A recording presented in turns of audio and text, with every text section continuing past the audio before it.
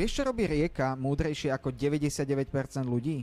Ona sa nezastaví. Nepremýšľa nad tým, ako obíde kameň, jednoducho tečie ďalej. My ľudia si ale radi všetko komplikujeme. Robíme si zo života nekonečný zoznam úloh, ktoré aj tak väčšinu z nich nikdy nedokončíme. A rovnako to bolo aj u mňa. Roky som plánoval, analyzoval všetko, hľadal dokonalý moment a pritom som len stál na mieste. Až kým som si uvedomil, že jednoduchosť nie je lenivosť. Je to páka.